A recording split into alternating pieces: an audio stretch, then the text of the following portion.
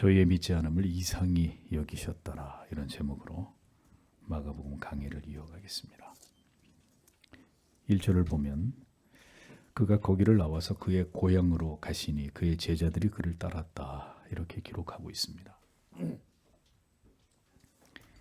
예수께서는 공생애를 시작하신 이후에 2번 나사렛을 방문하셨습니다. 그 첫 번째는 누가복음 4장 16절에서 30절의 기록을 통해 나타나 있습니다. 안식일에 회당에 들어가셔서 이사야 말씀을 읽으신 이후에 이 예언이 마침내 예수 그리스도 자신을 통해서 이루어졌다고 이렇게 말씀하셨습니다. 그러자 이 말을 들은 나사렛의 사람들은 예수 그리스도께서 그들이 익히 아는 목수 요셉의 아들이라는 이유로 주님을 불신하게 되고 업신이 여기면서 급기야 그들은 예수님의 말씀에 분노해서 동네 밖 낭떠러지로 주님을 끌고 가서 주님을 거기서 밀쳐서 죽이려고까지 했던 사건이 일어났었던 것을 볼 수 있습니다. 그 이후에 오늘의 본문에 기록된 나사렛의 방문은 주님께서 2번째 나사렛을 방문하신 것이고 그것이 또 마지막 방문이 되었습니다. 나사렛은 가버나움의 남서쪽 해발 380m 위치에 있는 매우 외진 시골이었는데 언덕 비탈에 마을이 세워졌고 그 마을에는 한 500명 정도의 인구가 살고 있었던 그런 벽촌이었습니다. 현재는 이스라엘의 북부구의 도시로 행정 중심지가 되어 있고 약 8만 명의 인구가 거주하고 있습니다. 하나님의 아들께서 태어나 자라신 곳은 제일의 수도나 번화한 대도시가 아니었습니다. 거의 알려진 바가 없었던 촌동네에서 주님은 30여 년간 성장하시고 그 작은 마을에서 살아가셨습니다. 주께서 처음 나사렛에 방문하실 때는 혼자이셨지만 2번째 방문하실 때는 제자들과 함께 그곳으로 행하셨습니다. 예수님의 가족들을 비롯해서 예수께서 자라신 고향의 사람들이 예수를 어떻게 생각하고 있었는지 오늘의 성경의 본문에는 바로 이 부분이 잘 드러나 있습니다. 우리는 이미 마가복음 3장 21절에서 예수 그리스도를 찾아온 가족들이 예수가 미쳤다고 여기고 있었다는 것에 대해서 알고 있습니다. 30년을 묵묵히 조용히 목수의 아들로 형님과 오라버니로 살아가던 예수님이 갑자기 자신을 메시아라고 주장하며 이적과 기사를 행하고 있을 때 온 유대가 발칵 뒤집어져서 수많은 무리들이 예수를 따르고 있었고 예수 그리스도의 육신적인 가족들은 이러한 일들에 아랑곳하지 않고 이전과 전혀 다른 행보를 보이고 있는 예수님을 그들은 심히 염려하고 걱정하면서 그를 만류하고 다시 집으로 데려가려고 하고 있었던 이런 장면이 성경에 기록되어 있는 것을 우리가 보았습니다. 예수님의 가족들조차도 예수님을 메시아로 전혀 받아들이지 못하고 있었다는 사실을 볼 수 있는 것이죠. 요한복음 7장 5절에 이는 그 형제들이라도 예수를 믿지 아니함이로라 라고 기록하므로 가족들도 예수를 구주로 전혀 믿지 않고 있었다라는 사실을 증언하고 있습니다. 가족은 심적으로 가장 큰 울타리요 버팀목이 되는 존재들입니다. 아무도 나를 믿지 않아도 가족들만큼은 나를 믿어줄 수 있는 유일한 존재들입니다.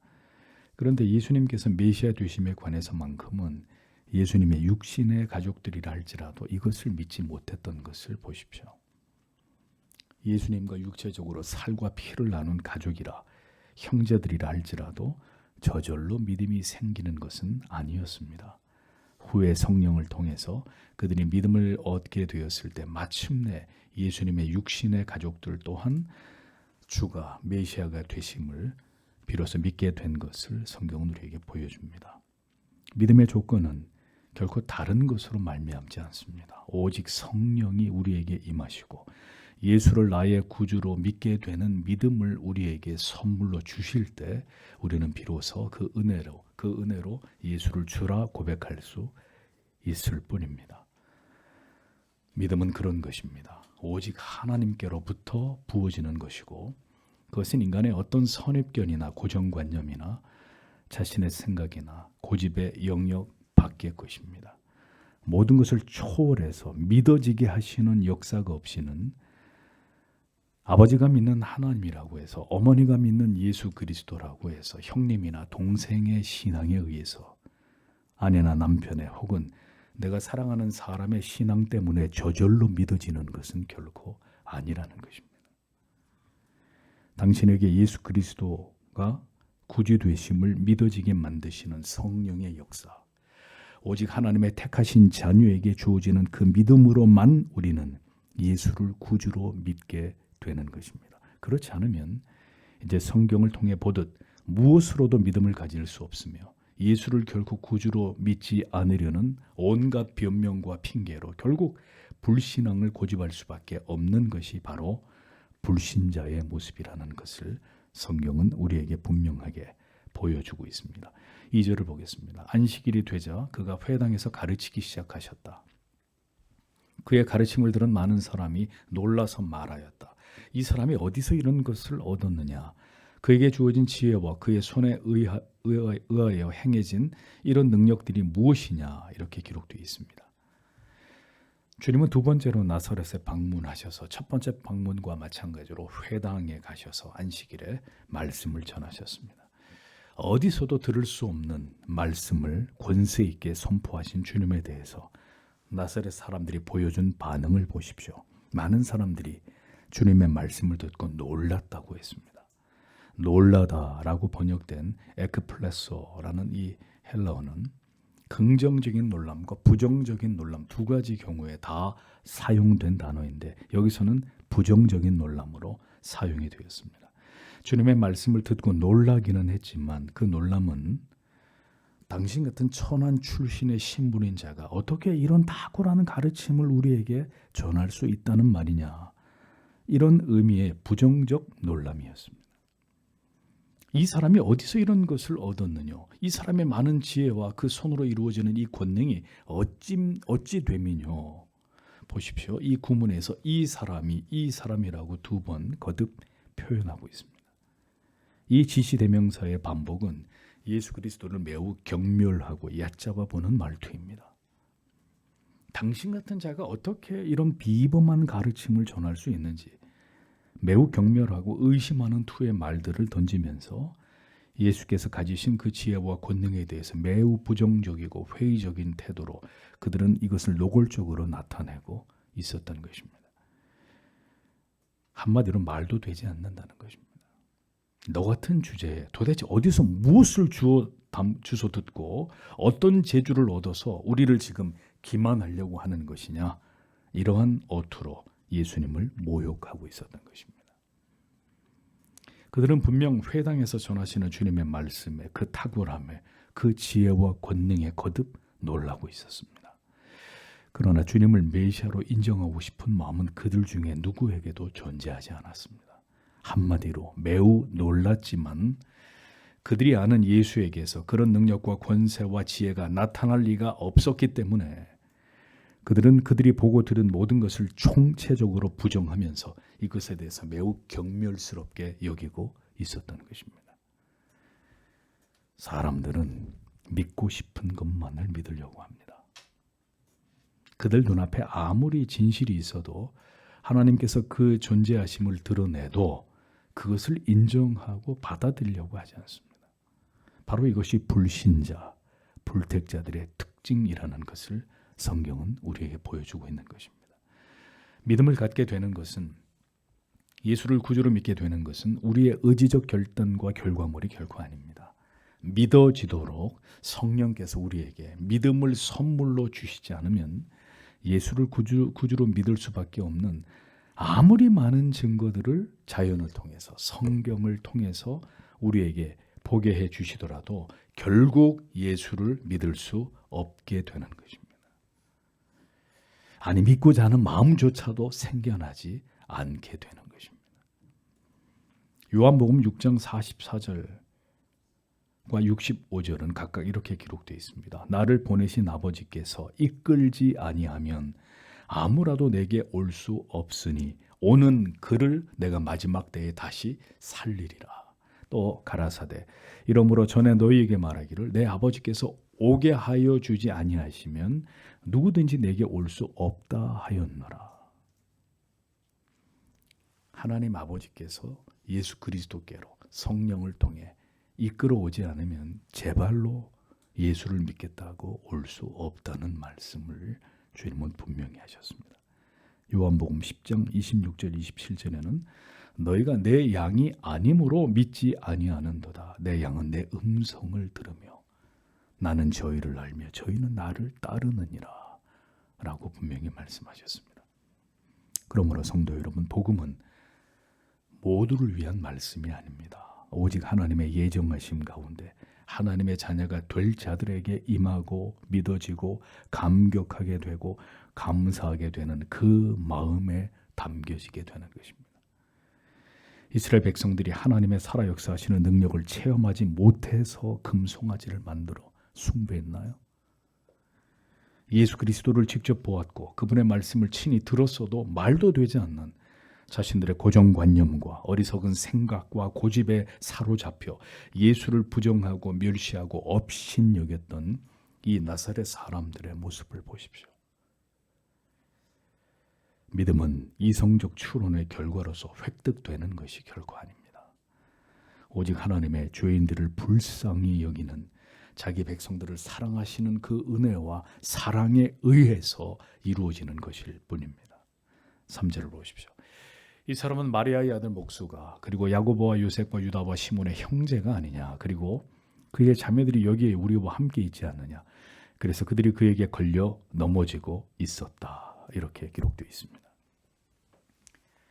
그들은 예수 그리스도를 마리아의 아들로 그리고 야고보와 요셉과 유다와 시몬의 형님으로 그리고 그 누이들의 오라버니 정도로만 예수를 여기고 있었습니다. 그들은 지극히 인간적인 관점, 사람의 눈으로만 그리스도를 바라보고 있었을 뿐이었습니다. 거듭나지 않은 자는 영의 눈으로 모든 것을 바라보고 인식하고 사고할 수 있는 능력이 없습니다. 보여지는 것만을 보고 보여지는 대로 볼 뿐입니다. 사람의 관점에서 판단하고 생각하고 결론 내릴 수밖에 없습니다. 인간의 선입견, 고정관념에 갇힌 자들은 영의 눈으로 보여지는 것들, 깨달아지는 것들을 도무지 알 수가 없습니다. 모든 것을 인간적인 사고, 인본주의적 사고의 틀에서 바라보게 되고 그 안에 갇혀 있을 수밖에 없는 이런 한계를 가질 수밖에 없습니다. 나사렛 사람들은 예수 그리스도를 마리아의 아들이라고 불렀습니다. 마태복음에서는 그 목수의 아들이라고 표현했는데 마가복음에서는 마리아의 아들 목수라고 묘사하고 있습니다. 요셉, 아버지가 이미 돌아가신 상태라 할지라도 예수님을 마리아의 아들 목수라고 부르는 것은 사실 매우 모욕적인 표현이었습니다. 당시 유대에서 누군가를 소개할 때 그 어머니의 아들이라고 표현하는 것은 일방적으로 그 아버지가 누구인지 알 수 없는 사생아들을 가리킬 때 아무개 어머니의 아들 이런 표현을 사용했습니다. 아주 모욕적이고 경멸적인 표현이었습니다. 그 아비가 한마디로 누구인지 모르는 마리아가 매우 정숙하지 못한 여인이었음을 의미하는 그래서 부정한 씨라는 그런 의미를 가지고 있었던 것이죠. 나사렛 사람들은 아마도 마리아가 처녀의 몸으로 예수를 잉태하고 낳았다는 것을 알고 있었던 것으로 보입니다. 그러니 그들이 말은 하지 않았어도 언제나 나사렛에서 자란 예수 그리스도를 그런 부정한 그녀의 씨 정도로만 인식하고 있었다는 것을 보여주는 것입니다. 이들이 사용한 말투를 보십시오. 아니냐, 아니냐, 아니하냐. 헬라어의 문법상 이러한 표현은 예수의 존재와 그 가치를 비하하고 조롱하고 멸시하기 위한 고의적인 말투였다는 사실을 알 수 있습니다. 어떤 성도님이 진정으로 주님을 만나고 하나님을 사랑하는 마음으로 교회와 성도들을 오랫동안 잘 섬기고 충성을 다해서 장로님이 되셨습니다. 그런데 오랜만에 고향에 내려갔더니 그 동네 사람들이 그가 예수를 믿게 되고 변화돼서 교회 장로가 되었다는 말을 전해 듣게 되자 그 장로님의 형제들과 친척들은 물론 그 동네 사람들까지 우리가 알던 그 개똥이네 집 그 막내 아들이 어떻게 그렇게 큰 교회 장로가 됐어? 라고 비웃고 조롱하기 시작합니다. 이런 일이 일어나게 되는 이유는 그들은 예수를 잘 믿어서 장로님이 되신 이분의 어린 시절을 모두 알고 있기 때문입니다. 장로가 된 그분은 어릴 때 그 동네에서 유명한 개구쟁이였고 못된 짓을 일삼고 있었던 그런 자였습니다. 이러한 그 장로님의 과거로 인해서 한 교회 모든 성도들에게 존경을 받으시는 장로님이 되셨어도 그 고향에서는 그의 과거로 인해서 존경을 받기는커녕 저런 놈이 커서 교회 장로인지 뭔지가 됐구먼, 이런 취급을 받게 된 거죠. 그 장로님은 고향 사람들로부터 그렇게 대우를 받는 것은 어쩔 수 없는 일인지 모릅니다. 예수를 만나기 전 그 장로님의 삶은 그다지 아름답지 않았기 때문이죠. 자, 그러나 예수 그리스도는 이 예화 속의 장로님과 전혀 같지 않습니다. 그분은 자신이 메시아이시고 하나님의 아들이심을 잊으신 적이 없었습니다. 그러하기에 주님은 어려서부터 남달리 비범함을 보이셨습니다. 인간적으로 책을 잡을 만한 모습이 전혀 없으셨던 분이셨습니다. 단지 그가 나사렛이란 동네의 목수 요셉과 그의 아내 마리아의 아들로 태어났다는 이유만으로 고향 사람들에게서 이 같은 멸시와 조롱을 당하신 일은 참으로 부당한 일이 아닐 수 없었던 것입니다. 나사렛이라는 시골은 메시아가 자라신 곳으로 참으로 영광스러운 곳이 될 수 있었지만 바로 그 이유 때문에 그 고향 사람 누구도 예수를 메시아로 인정하지 않았고 그분을 경멸하고 멸시함으로 가장 저주받은 동네가 될 수밖에 없었다는 사실을 우리는 기억해야 합니다. 참된 진리와 복음의 가치를 익히 들어서 알면서도 그것을 부정하고 그 길에서 벗어나 그러한 가치를 인정하지 않고 고집스럽게 그릇된 신앙의 길로 걸어가는 것은 참으로 두려운 일입니다. 예수의 권위 있는 그 말씀을 듣고도 어디서도 들을 수 없는 그 진리와 그 권능을 직접 보고도 단지 예수가 나사렛 출신이고 그들이 잘 아는 마리아의 아들 목수라는 이유로 그리스도의 메시아 되심을 비웃고 조롱하는 자들을 보십시오. 차라리 그들이 나사렛 출신이 아니었다면 어려서부터 예수 그리스도의 성장하시는 모습을 그의 집안을 전혀 모르는 자들이었다면 차라리 나았을지 모릅니다. 그들은 그 한계를 뛰어넘지 못한 것입니다. 사람들은 메시아라면 적어도 자신들과는 달라야 된다고 생각을 했겠죠. 무엇인가 그렇게 메시아로 인정해 줄 만한 탁월한 어떤 출신 성분에다가 아주 조각 같은 외모에다가 무언가가 자기들과는 달라야 된다는 생각을 보편적으로 가지고 있었을 것입니다. 그러나 그들 앞에 나타난 메시아는 그들이 생각한 메시아가 아니라 자기 동네에서 자란 청년에 불과했던 겁니다. 그들의 편견과 선입견은 이렇게 그들 앞에 서 계시는 하나님의 아들조차도 부정하게 만들었던 것입니다. 그럴 리가 없다. 그런 일은 절대로 일어날 수 없는 일이다. 오늘도 이 같은 사람의 생각에 사로잡혀서 참된 믿음 안으로 들어오지 못하는 수많은 사람들이 존재할 것입니다. 그들은 그렇게 스스로 자기들의 편견과 아집에 사로잡혀 그리스도를 보지 못하고 만나지 못하는 자들이 될 수밖에 없는 것입니다. 나사렛 촌 동네의 가난한 목수의 아들, 그 아비 된 자의 근본을 알 수 없는 마리아가 낳은 아들, 어쩌면 사생아일지 모르는 그 이상으로 예수를 생각할 마음이 전혀 없었던 것이죠. 그것은 나사렛 사람들, 그들에게 재앙이며 저주였습니다.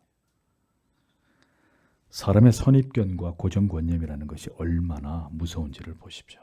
결코 신앙을 가질 수 없을 만큼 인간이 가진 이 고집은 어리석게 그지없는 것입니다. 그러나 이 모든 것 또한 하나님의 주권적인 섭리와 예정이었다면 어쩔 수 없는 일이죠. 천주교는 이 예수의 형제와 자매들을 요셉이 마리아와 결혼하기 전에 다른 여인과 결혼해서 낳은 자녀들이다, 이렇게 주장합니다. 마리아는 예수를 낳은 이후에 죽을 때까지 순결을 지켰다고 이렇게 캐톨릭은 믿습니다. 이런 주장이 얼마나 허무맹랑합니까? 성경을 부정하는 교리예요. 예수의 형제와 자매들은 요셉과 마리아가 결혼한 이후에 낳은 자식들입니다. 예수 그리스도의 육적인 동생들입니다. 야고보는 예수님의 바로 아래 동생으로 그는 이후에 초대교회에서 지대한 역할을 감당하게 됩니다. 그는 예루살렘 교회의 지도자로 야고보서의 저자가 됩니다. 유다는 유다서의 저자가 되죠. 요셉과 시몬과 다른 자매들에 대한 기록은 성경에 발견되지 않습니다만 그리스도의 부활 승천 이후에 그들 모두는 성령 강림을 기다리면서 하나님 앞에 간절히 기도했다는 사실이 사도행전 1장에 증언되고 있습니다. 결국 그들 역시 회심을 경험하고 초대교회에 출중한 일꾼들이 된 것으로 고증은 전하고 있습니다. 거듭나지 않은 인간의 관점, 자연인들의 그리스도에 대한 시각은 나사렛인들과 크게 다르지 않습니다. 진리를 들려주고 모든 역사적인 교회사적인 증거들을 보여주어도 인간의 그릇된 이성적 선입견과 고정관념에서 벗어나지 못하면 그는 결코 예수를 믿을 수 없는 것입니다. 그가 예수를 구주로 믿지 않는 데는 인본주의적이고 무신론적인 틀에 갇혀있는 여러 이유가 있겠지만 그것은 참으로 안타깝고 절망스러운 일이 아닐 수 없습니다. 어떤 핑계와 변명과 이유이든 그것은 그가 하나님의 사람이 아니라는 결정적인 증거가 될 뿐입니다. 믿지 않으려는 자들은 어떤 핑계와 이유, 예수를 하나님을 믿을 수 없는 수천 가지, 수만 가지 이유를 모두 무시한 채로, 멸시한 채로 믿을 수 없는 한두 가지 이유 때문에 결국 예수를 하나님의 존재를 부정하는 자들입니다.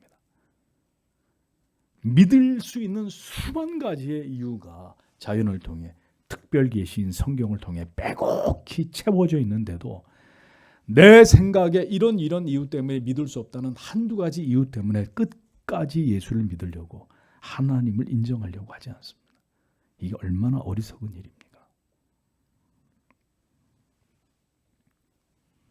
신앙은 이성의 범주 안에서 거듭나지 않은 자연인의 사고로는 절대로 이해할 수 없고 믿어지지 않는 가치일 뿐입니다. 교회 안에 있는 많은 사람들도 지식적인 회심을 경험했을 뿐 진정한 중생을 경험하지 못하게 되면 그의 신앙은 하나님과 하나님의 말씀과 그 계명이 그 십자가의 은혜가 그의 삶의 중심이 되지 못하고 여전히 자기가 중심이 되는 그 신앙에서 벗어나지 못하게 되는 것입니다.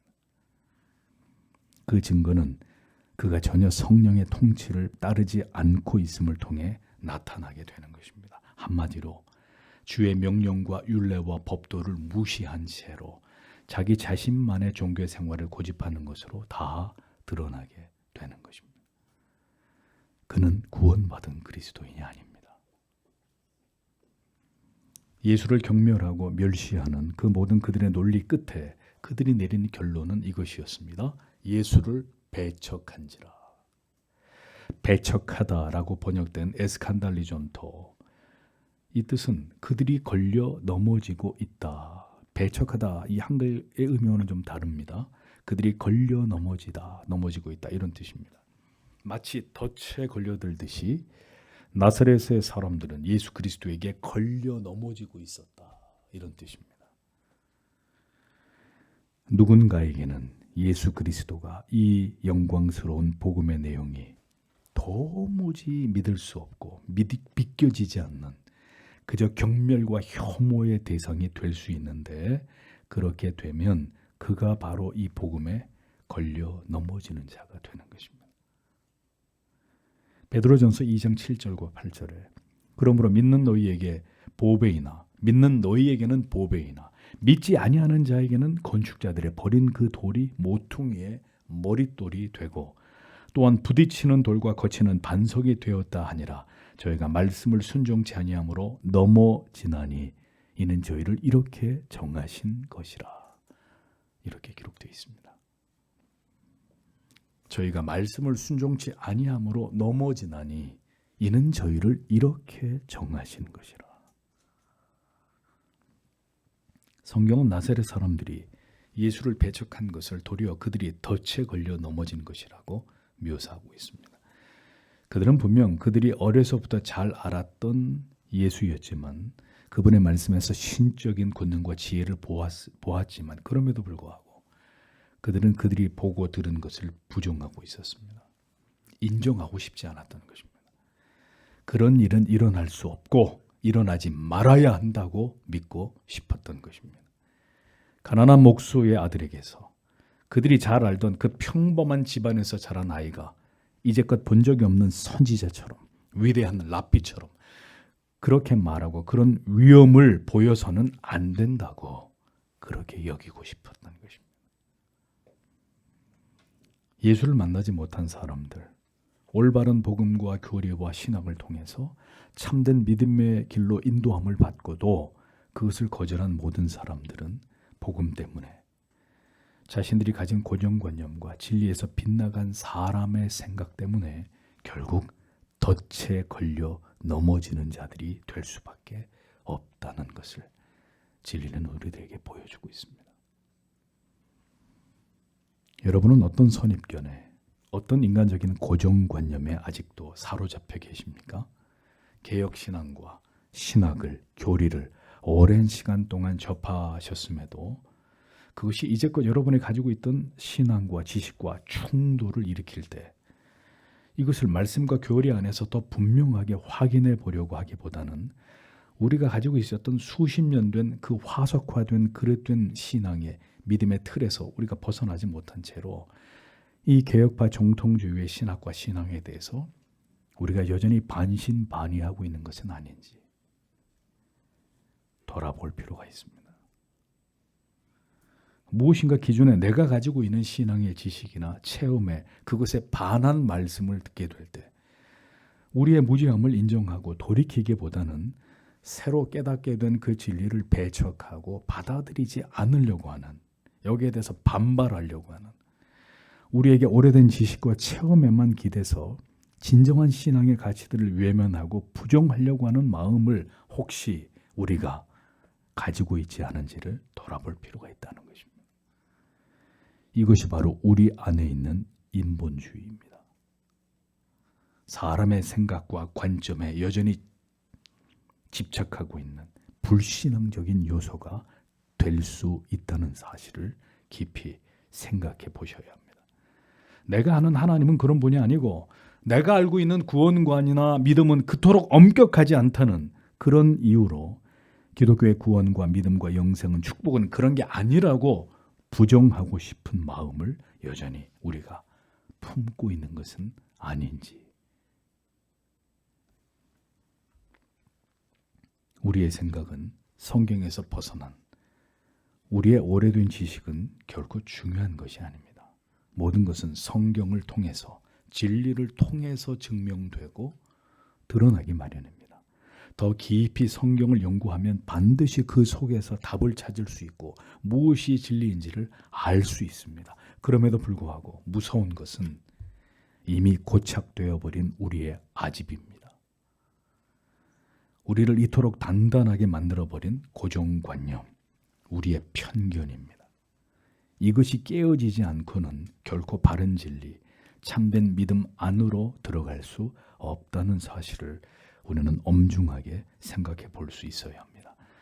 우리는 매일매일 성경을 통해서 개혁되고 또 개혁되고 또 개혁되어야 되는 그런 존재들입니다. 성도 여러분, 걸려 넘어지는 자들이 되지 마십시오. 그렇게 의심스럽다면 더 깊이 복음 속으로, 개혁주의의 신앙 속으로, 교리와 탁월한 청교도들의 성경을 보았던 그 넓고 깊은 시야 속으로 들어가 보십시오. 그 속에서 여러분은 분명히 모든 의심이 종식되고 더 밝고 찬란한 빛을 보게 되실 것입니다. 예수를 믿게 되면, 진정으로 거듭나게 되면 우리는 우리가 가지고 있던 모든 것으로부터 벗어나게 되어 있습니다. 오직 진리만을 수용하게 되고 나를 고집하던 모든 그릇된 관념과 철학과 인간 중심의 사고와 사상의 그 틀에서 벗어나게 되어 있습니다. 그것이 얼마나 진리에서 벗어난 것들인지를 성령께서는 하나님의 말씀을 읽고 보고 듣는 가운데 선명하게 깨닫게 해주십니다. 우리가 얼마나 성경에서 벗어난 그릇된 믿음의 길로 그릇된 삶을 살아왔는지를 분명히 성령은 자기 백성들의 영혼 안에서 그것을 깨닫게 하십니다. 만약 누군가가 자신이 거듭났다고 말하면서도 인본주의적인 사고의 틀 속에 갇혀서 모든 것을 인간의 관점에서 바라보고 성경도 그렇게 해석한다면 그의 거듭남은 가짜입니다. 성령은 진리를 통해서 우리의 모든 그릇된 아집과 성경에서 벗어난 우리의 사고의 틀을 깨뜨리시고 교정해 나아가십니다. 그렇게 될 때 우리가 얼마나 그릇된 신앙과 관념과 생각을 가지고 살아왔는지를 발견하면서 소스라치듯 놀라게 됩니다. 비로소 우리의 죄와 어리석음의 실체를 보게 되고 그리스도 밖에서의 우리의 삶이 총체적으로 잘못되었다는 사실을 발견하게 되는 거죠. 중생한 자가 되면, 회심을 경험하게 되면 뱀이 허물을 벗듯이 그렇게 세상과 나에게 속한 모든 것이 내게서 분리되어지면서 그리스도 밖에서의 나의 모든 사고와 경험과 생각과 우선순위가 모두 그 죄악된 실체를 드러내면서 이것이 하나님 앞에 모두 죄였다는 사실을 그가 깨닫게 되는 거죠. 그래서 어떤 고백이 나와요? 내가 쓰레기 같은 삶을 살았구나. 내가 하나님을 대적하는 삶을 살았구나. 오늘도 교회 안에는 있지만 진정한 거듭남을 경험하지 못하므로 인본주의적인 모든 요소를 끌어안고 그 위에 신앙처럼 보이는 것을 두르고 있는, 신앙처럼 보이는 겉옷을 두르고 있는 이런 형태의 그릇된 신앙들은 분명히 목격됩니다. 그 모든 것이 벗겨져야 합니다. 성령의 은혜로 모든 육에 속한 것들의 정체가 드러나게 되고 내 자신이 진정으로 거듭난 회심자가 아니었다는 것을 충격적으로 깨달으면서 그 계기를 통해서 진정으로 인격적으로 주님을 만나 참된 회심을 경험하게 되는 그 사람이 진정한 그리스도인이 될 수 있는 것입니다. 거듭난 자는 이러한 우리 안에 있는 여전히 내가 중심이 되어 있는 사고와 그랬던 신앙을 말씀을 통해서 그 양심의 공격을 받게 되면 그것을 깨닫습니다. 그리고 돌이킵니다. 회개합니다. 그래서 그것으로부터 점차 벗어나게 됩니다. 그러나 거듭나지 않은 사람은 말씀을 통해 여전히 내가 중심이 되어 있는 그 불신앙의 모습들에 대해서 비수처럼 그것이 찔림을 받을 때 어떻게 해요? 이것을 거부합니다. 받아들이지 않고 인정하려고 하지 않고 거듭나지 않은 이성의 판단과 생각을 여전히 더 붙들면서 그것에 집착함으로 진리의 반기를 들게 되는 이런 반응이 일어나게 된단 말입니다. 명백하게 그 영혼이 반응을 보입니다. 이렇게. 나사렛 사람들은 자유인들이었고 그들은 전혀 거듭난 자들이 아니었습니다. 그 증거가 그들이 예수 그리스도에 대해서 보여준 반응들입니다. 그들이 진정으로 성령을 통해 거듭났다면 그들의 마음에서 메시아가 성장하셨다는 사실에 대해서 지극히 기뻐하고 영광을 하나님께 돌렸을 것입니다. 성도 여러분, 우리의 생각 안에서 우리를 형성하고 있는 모든 고정화된 사고의 틀 안에서 우리가 그렇게 하나님을 신앙하는 것은 진정으로 하나님을 믿고 있는 것이 아닙니다. 진정으로 거듭난 신앙은 자아에 속한 모든 것이 해체되고 성령을 통해 새로운 지식과 질서가 우리 안에 부여되므로 그 가치를 따라 온전히 하나님께 복종하면서 살아가려고 하는 근본적인 변화가 수반되는 것입니다. 그것이 옛사람이 죽고 새 사람을 입는다는 뜻입니다. 예수를 믿으면서도 거듭나지 않으면 우리의 사고의 틀은 여전히 인본주의, 자기 중심의 보편적인 사고의 틀에서 벗어나지 못하게 됩니다. 그러니 하나님을 신앙하기보다는 인간의 이성을 따라 육체의 소욕을 따라 살아가는 삶이 더 자연스럽게 느껴지는 그런 일상을 그가 살아가게 되는 것입니다. 하나님보다는 언제나 사람을, 내 자신을 더 사랑하는 이 삶의 굴레에서 벗어나지 못하게 됩니다. 머리로는 신본주의를 아는 것 같은데 삶으로는 여전히 인본주의를 지향하는 인간이 중심이 되는 삶에서 벗어나지 못하는 거죠. 거듭난 자는 이전과 다른 사고, 다른 가치, 다른 우선순위를 따라 살기 위해 몸부림칩니다. 예수 그리스도가 나의 중심이 되어버린 그 삶을 굳게 지키려고 고집하게 됩니다. 나사렛 사람들의 사고는 예수 그리스도에 대해서 마리아의 아들 목수, 야고보와 요셉과 유다와 시몬의 형제 누이들의 오라버니 정도로 여기는 것이 전부였습니다. 신앙은 이 지극히 인간적인 관점, 우리가 갖는 보편적 이성적 관점, 그 너머를 보는 것입니다. 진정한 예수 그리스도의 탁월한 가치, 그 존재의 영광, 그리스도의 그 사랑을 경험하고 깨닫고 체험하는 것입니다. 오직 그것은 성령을 통해서 가능한 일입니다. 신앙이 인간의 관념의 틀을 깨고 그리스도를 경험하는 데까지 나아가지 못하게 되면 그것은 진정으로 그리스도를 믿는 것이, 그리스도를 경험한 것이 아닐 수 있습니다. 경험적인 신앙의 그 한계는 마리아의 아들 목수, 그 이상으로 그리스도를 인식할 수 없는 바로 거기까지입니다. 수많은 사람들이 예수를 믿고 교회를 다닌다고 하지만 그리스도를 아는 지식의 관념의 범위를 뛰어넘지 못합니다. 그 결과는 여전히 자기 중심적인 종교 생활을 고집하는 것입니다. 부디 하나님께서 이 진리를 우리 모두에게 깨닫게 해주시기를 소망합니다. 나사렛 사람들의 예수 그리스도에 대한 이 불신앙적이고 경멸적인 태도와 언행에 대한 주님의 결론은 이것입니다. 4절에 그러나 예수께서 그들에게 말씀하고 계셨다. 선지자가 그의 고향에서 그리고 그의 친척들에게서 그리고 그의 집 외에서는 존경을 받지 못하는 것이 없다라고 말씀했습니다. 예수께서는 이러한 대우를 받게 된 나사렛 사람들을 향해서 선지자는 그의 고향과 자기 친척과 자기 집의 가족들을 제외한 모든 사람들에게 존경을 받게 될 것이다. 이렇게 말씀하셨습니다. 결국 주님께서는 나사렛에서 자신이 이같이 부당한 대우를 당하게 되리라는 사실을 아시면서도 두 번이나 이곳을 방문하신 그 궁극의 이유를 말씀하신 것입니다. 주께서는 이제 예수 그리스도의 복음을 전하게 될 모든 선지자와 사도들에게도 주께서 당하신 것과 동일한 일들을 그들도 경험하게 될 것이라는 것을 주님은 알고 계셨습니다. 그리고 이것에 관하여 교훈할 필요를 느끼셨던 것이죠. 이 같은 일이 예수님에게만 일어나는 것이 아니라 복음을 전하는 사명자들에게, 더 나아가서 가족 중에 먼저 예수를 믿은 모든 성도님들에게 일어날 수 있는 일이라는 것을 성경은 우리에게 말씀하기 위함이었던 것입니다. 얼마나 많은 하나님의 종들이 또는 성도들이 예수님이 당하신 것과 동일한 일들을 경험하게 되었을까요?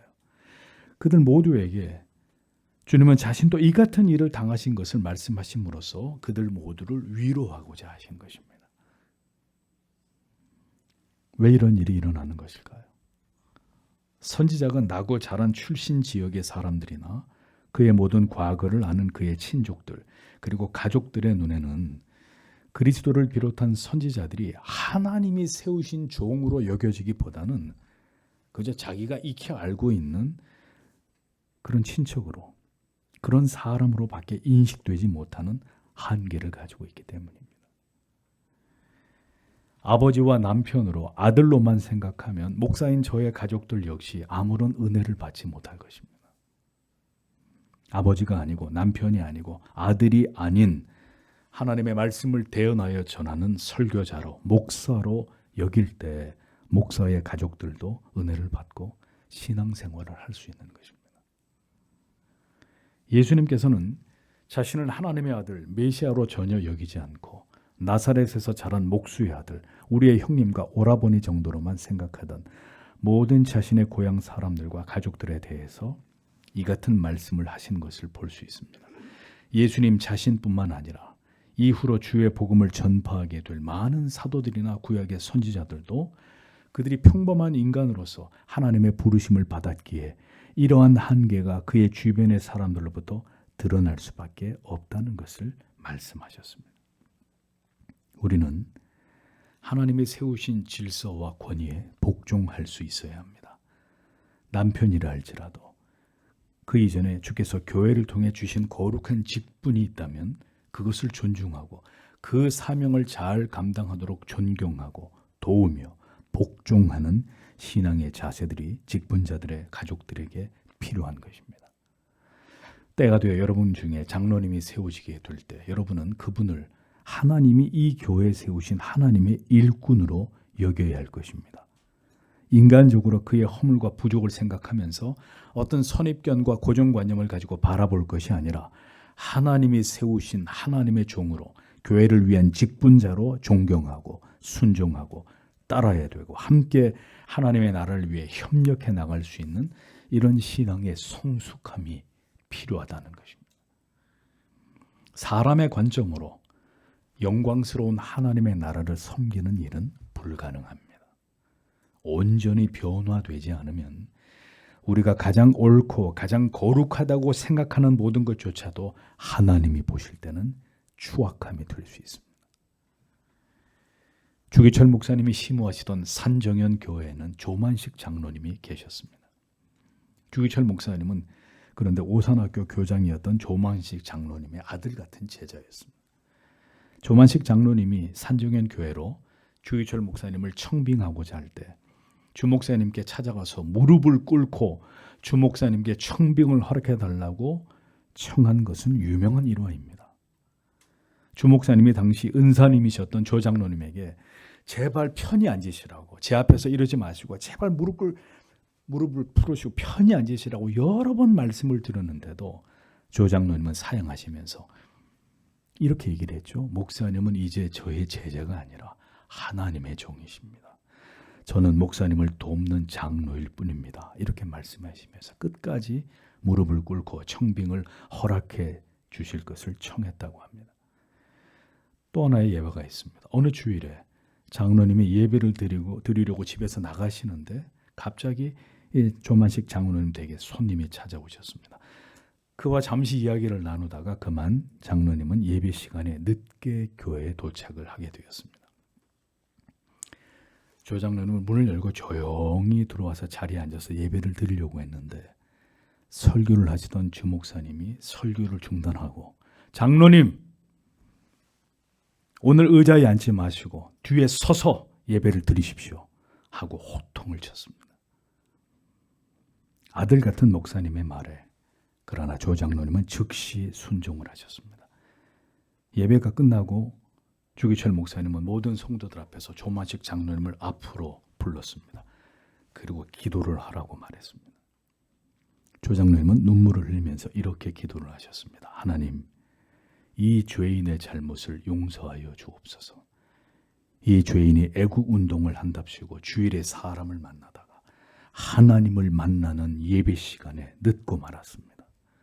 목사님께서 얼마나 마음이 아프시면 설교하던 도중에 이토록 책망을 하셨겠습니까?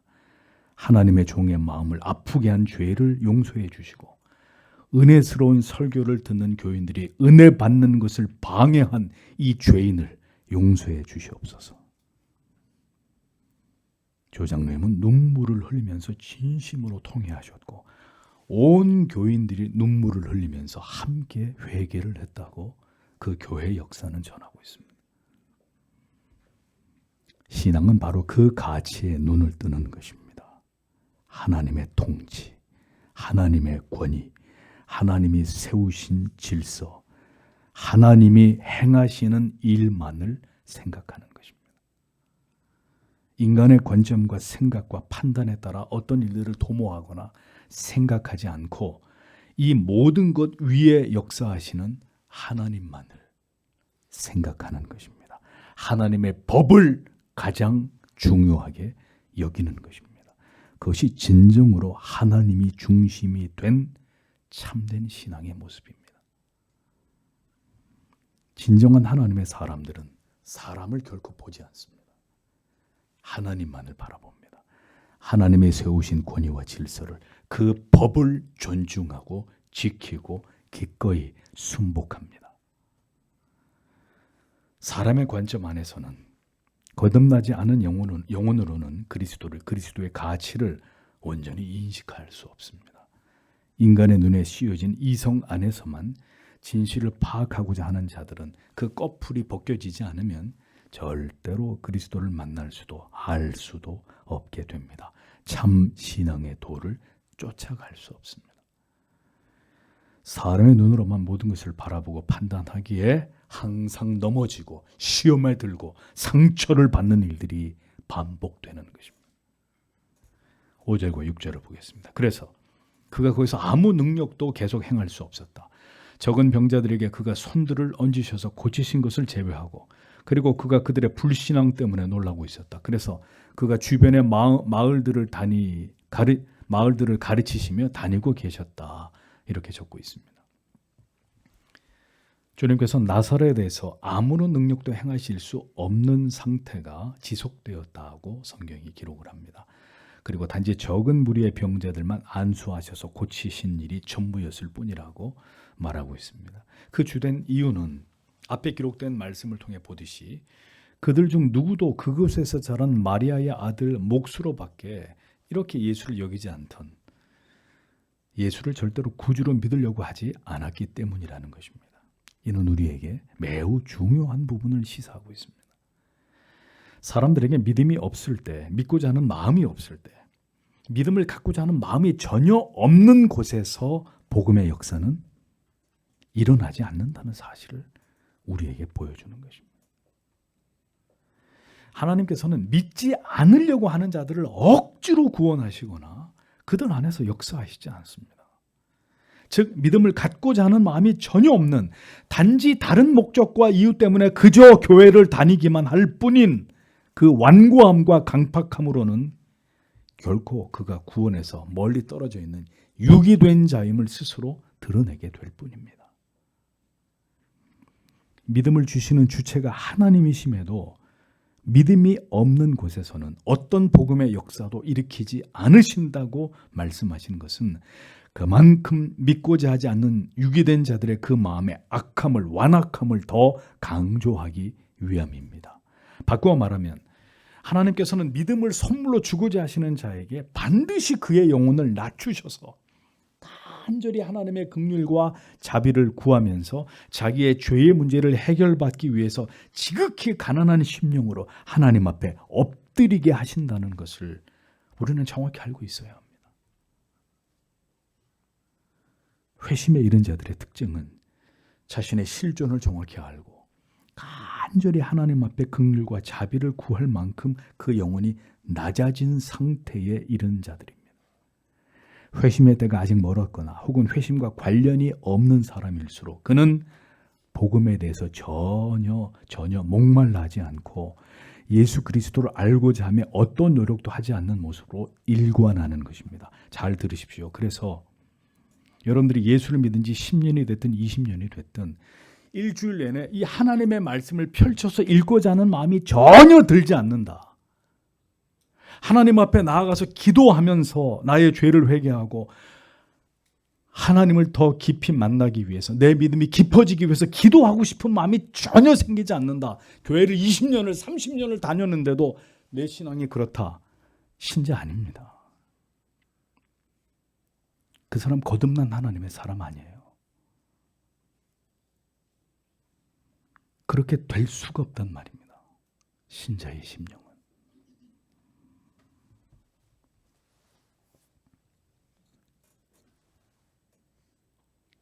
목마르지 않은 자, 결코 영생하는 생수를 마실 수 없음은 우리가 분명히 알고 있어야 될 회심의 중대한 원리입니다. 그래서 믿지 않으려는 자들은 언제나 핑계를 댑니다. 그의 영혼이 오만하기 때문에, 겸손할 이유가 없기 때문에 전혀 복음 앞에서 머리를 조아리지 않습니다. 예수가 없어도 살아가는데 지장이 없다고 여기는 그 영혼의 교만함 때문에 결국 예수를 믿지 못하게 되는 것입니다. 예수보다 언제나 더 중요한 가치들이, 그것이 우선이기 때문에 그는 수십 년째 교회를 다녀도 진정으로 그리스도를 주로 믿은 적이 없는 것입니다. 단지 급한 일이 생기면 아이고 도와주십시오. 아이고 목사님 좀 기도해 주십시오. 그것은 믿지 않는 사람들도 지나가면서 목사 양반 우리 애가 아픈데 기도 좀 해주 이런 얘기 할 수 있거든요. 예수 안 믿는 교회 안 다니는 사람도. 그리스도를 만난다고 해서 복음을 듣는다고 해서 모두 구원을 받는 것이 아닙니다. 그의 영혼에 믿음 얻기를 사모하는 겸비함이 부어질 때 그렇게 점점 그리스도에게로 그 마음이 끌림을 받는 자라야 그가 마침내 회심의 은혜를 체험하게 되고 믿음을 갖게 되는 것입니다. 이것이 사람의 노력함으로 되는 것이 아니라 성령께서 행하시는 일입니다. 예수께서는 저희의 믿지 않음을 이상히 여기셨다고 기록하고 있습니다. 이상히 여기셨다 번역된 이 원문은 다우마조, 이상히 여기다, 다우마조 이 단어의 의미는 놀라고 있었다라는 뜻인데 무엇인가를 보고 심히 놀라거나 당황하는 모습을 가리킵니다. 이 단어가 여기서 부정적인 의미로 사용되었지만 동일한 단어가 매우 긍정적인 의미로 사용된 또 하나의 구절이 복음서에 등장합니다. 이것은 바로 이방의 백부장이 자신의 부하의 병이 나기를 예수께 청하면서 자기 집에까지 오실 이유가 없고 주님이 그냥 여기서 내 부하의 병이 나을 거라고 말씀하시기만 하면 내 부하가 나을 것입니다. 이렇게 이 백부장이 그의 믿음을 드러내자 주님께서 그의 믿음을 칭찬하시면서 뭐라고 했죠? 그를 기이 여겼다. 그의 믿음을 기이 여겼다. 여기서 이 단어가 또 등장을 합니다. 이를 통해서 볼 때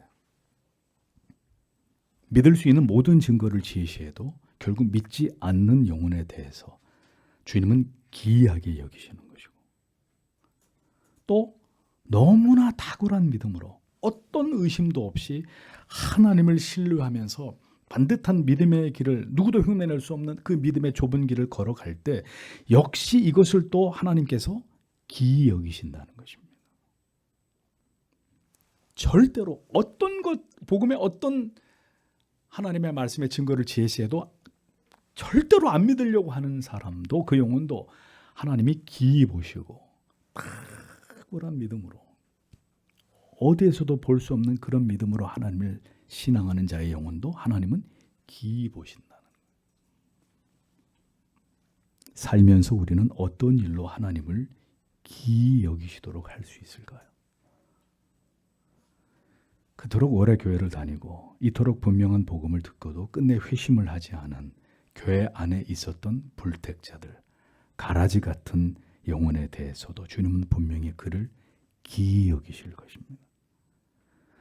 또한 그 믿음이 진실로 누구에게도 찾아볼 수 없을 만큼 하나님 앞에서 특심할 때 모든 위협을 무릅쓰고 어떤 슬픔과 절망과 견디기 힘든 고난이 찾아와도 어떤 질병이나 고통이 엄습해도 믿음의 자리를 곧게 지키면서 자신을 위하지 않고 오직 하나님을 위하는 그 믿음을 보일 때 하나님은 바로 그 성도를 들여다보시면서 그의 믿음을 기이하게 여기실 것입니다. 오늘도 하나님을 성경의 진리를 따라 그 계명과 율례와 법도를 따라 믿지 않고자 하는 자들을 봅니다. 무엇을 보고 들어도 그리스도를 믿지 않으려고 하는 자들, 바른 진리의 길을 끝까지 외면하는 자들이 있습니다. 매우 애석하게도 그런 자는 그리스도에게 속한 자들이 아니란 말입니다. 그의 영혼 가운데, 그의 생애 가운데 그리스도를 만나게 되는 일이 끝까지 일어나지 않는다면 그는 지옥의 영벌에 처하게 될 것입니다. 구원과 성화의 뚜렷한 징후들이 그 열매들이 신자의 삶을 장식하고 신앙의 그 분명한 고백들이 고난 속에서 명백히 드러나지 않는다면 우리가 믿는 구원은 거짓일 수 있음을 회중 여러분 반드시 기억하시기를 바랍니다. 마태복음 11장 20절에서 22절에 주께서 하신 말씀을 우리는 기억해야 합니다. 예수께서 권능을 가장 많이 베푸신 고을들이 회개치 아니하므로 그때에 책망하시되 화가 있을진저 고라시나 화가 있을진저 벳세다야 너희에게서 행한 모든 권능을 두로와 시돈에서 행하였다면 저희가 벌써 베옷을 입고 제에 앉아 회개하였으리라. 내가 너희에게 이르노니 심판날에 두로와 시돈이 너희보다 견디기 쉬우리라. 가버나움아 내가 하늘에까지 높아지겠느냐? 음부에까지 낮아지리라. 내게 생한 모든 권능을 소돔에서 행하였다면 그 성이 오늘까지 있었으리라. 나사렛에서는 아무 권능도 행하지 않으셨지만 반대로 가장 많은 권능을 행하셨음에도 복음을, 그리스도를 끝까지 거부한 자들이 있었다는 겁니다. 고라신과 벳세다와 그리고 가버나움에서 살고 있었던 그들이었습니다.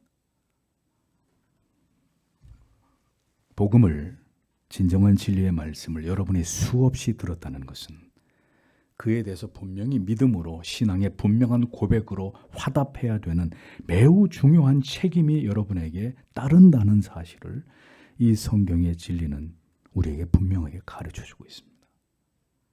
역사적 개혁교회를 다니시면서 성경과 성경을 토대로 한 가장 탁월하고 정밀하고 올바른 교리를 배우고 들었으면서도 예수를 구주로 믿지 않을 때, 끝내 성경적인 올바른 회심을 통해 참된 신자가 되지 않을 때 그리스도의 어떤 최종적인 평가가 우리에게 주어지게 될지를 여러분은 깊이 심각하게 생각해 보셔야 합니다.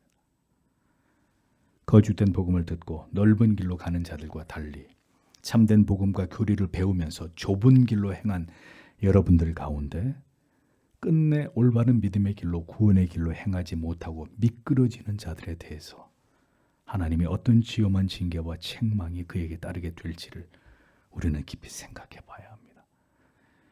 이 개혁신앙의 바른 진리를 귀로 듣기만 하고 신행일치의 삶과 전혀 동떨어진 신앙을 형식과 관성으로 유지하던 어느 날 하나님이 우리의 생명을 취하신다면 우리가 가게 될 곳이 어디일까요? 회중 여러분, 진지하게 이것을 생각하시면서 하나님을 신앙하는 자들이 되시기를 바랍니다. 저는 오늘 여러분에게 분명한 믿음을 가질 것을 말씀드립니다. 저는 여러분 가운데 단 한 명도 지옥에 떨어진 것을 원치 않습니다. 제가 때때로 여러분 때문에 마음이 상하는 이유는 여러분들을 진심으로 사랑하기 때문입니다. 여러분들에게 진심으로 목회를 하기 때문에 여러분들의 실족하는 것과 여러분들이 넘어지는 것에 대해서 고통을 당하는 것입니다. 그저 교회를 오든 말든 믿음이 자라든 말든 제가 여러분들에게 아무런 신경을 쓰지 않는 그런 싹군 같은 목사라면 저는 아주 편하게 목회를 할 것입니다. 아주 편하게, 마음 편하게. 전혀 아플 일도 없고 괴로울 일도 없고 고통을 당할 일도 없이 목회를 할 것입니다. 그러나 매 순간 진심으로 여러분들에게 하나님의 말씀을 전하고 여러분들이 생명을 얻은 참 하나님의 자녀가 되어야 되기 때문에 매 순간 여러분들에게 진심으로 대하기에 때때로 제 마음이 무너지는 것입니다.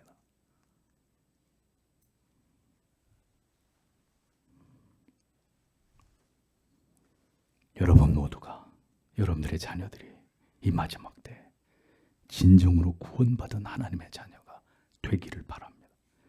형식적이고 습관적인 하나님과 그 어떤 인격적인 관계도 없이 성령에 함께 하시고 붙드시고 위로하시고 진리의 길로 인도하심을 전혀 경험하지 못한 채로 그렇게 맹목적인 종교 생활을 하는 그런 모습에서 부디 벗어나시기를 간곡히 말씀드립니다. 고향에서 배척당하신 주님의 모습을 오늘은 성경을 통해 보았습니다. 하나님의 아들께서도 멸시와 업신여김을 당하셨습니다.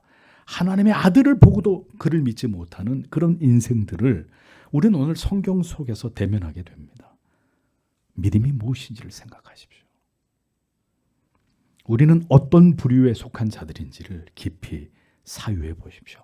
1시간 교회 가서 예배 참석해주고 그렇게 간단히 그 1시간 때우고 견디고 그리고 나서 다시 세상으로 가서 내 마음대로 불신자처럼 살아가는 그 무미한 종교적인 취미 생활에서 벗어나시란 말입니다. 부디 주 앞에 겸손히 무릎을 꿇고 이 죄인을 만나주시고 부디 주님을 믿을 수 있는 마음을 주셔서 거듭난 그리스도인의 삶을 살아갈 수 있도록 긍휼과 자비를 베풀어 주옵소서라고 기도하시는 여러분들이 되시기를 바랍니다. 더 뜨겁고 간절하게 하나님을 찾고 믿지 않는 것을 합리화하는 모든 변명, 믿지 않으려는 고집, 그 어리석은 이유, 사람의 생각과 이성이 얼마나 그리스도를 인격적으로 경험하게 되는 그 참된 신앙의 방해가 되는지를 생각하십시오. 고정관념, 자신의 생각 속에 갇혀버리면 절대로 참된 믿음을 가질 수 없습니다. 그렇게 당신의 인생이 끝나고 나면 당신은 영원한 형벌에 처하게 되는 것입니다. 우리의 그 어리석은 생각 밖으로 성령께서 당신을 이끌어 주셔서 참 믿음을 가질 수 있게 되기를 바랍니다. 수많은 사람들이 주일이면 습관적으로 잠시 교회에 머물렀다가 떠나가는 그런 거짓 믿음으로는 모두 지옥에 떨어졌다는 사실을 아셔야 합니다. 수많은 사람들이 교회에 왔다가 그들의 결국은 지옥이었다. 진리를 거부하는 자, 신앙을 종교적 취미처럼 여기는 자, 성령은 아무 일도 그의 영혼 가운데서 행하지 않습니다. 인간의 그릇된 사고에 사로잡힌 채로 자기를 고집하는 자 안에서는 어떤 복음의 능력도 나타나지 않음을 진리는 분명하게 우리에게 가르치고 있습니다. 인간의 어리석은 고집, 생각이 복음을 가로막을 수 있습니다. 죽을 때까지 교회 안에만 있다가 그리스도 안에는 거하지 못하는 사태가 벌어질 수 있습니다. 참 은혜와 믿음에서 점점 더 멀어지는 일들이 교회를 다녔던 사람들 가운데서도 일어날 수 있습니다. 오늘도 이 말씀을 여러분들에게 전하는 이유는 여러분이 지옥에 가기를 원해서일까요? 천만에 부디 이 복음의 말씀을 통해 내 영혼을 정직하게 들여다보고 참 신앙의 길, 참된 구원과 영생의 길로 여러분 모두가 나아가기를 주께서 간절히 원하시기에 오늘도 목사를 통해 이 말씀으로 여러분을 흔들어 깨우시는 것입니다. 우리 자신의 믿음을 점검하라고 오늘도 진리는 우리에게 외치는 것입니다. 회중 여러분, 참된 신자가 되십시오. 믿음을 주시기를 진지하게 기도하십시오. 주여 나를 불쌍히 여기시고 저를 만나 주십시오 라고 간구하십시오. 구원을 잘못 알고 잘못된 길로 행하면 심판을 피할 수 없게 됩니다. 하나님은 오늘도 참 믿음과 구원의 길로 자기 백성들을 반드시 인도해 주시는 아버지십니다. 우리 모두를 그 길로 인도하시고 그 길에서 믿음을 얻게 하시고 구원과 영생의 참 기쁨과 평강과 소망을 누리면서 이 세상을 지나가게 하시는 하나님의 자녀 될 수 있도록 오늘도 하나님은 우리에게 은혜를 값없이 그 은혜를 베풀어 주시는 우리의 아버지십니다. 하나님께서 우리 모두에게 이 은혜를 주시고 이 은혜 안에 살아갈 수 있도록 하나님 우리 모두를 붙들어 주시기를 다 함께 기도하도록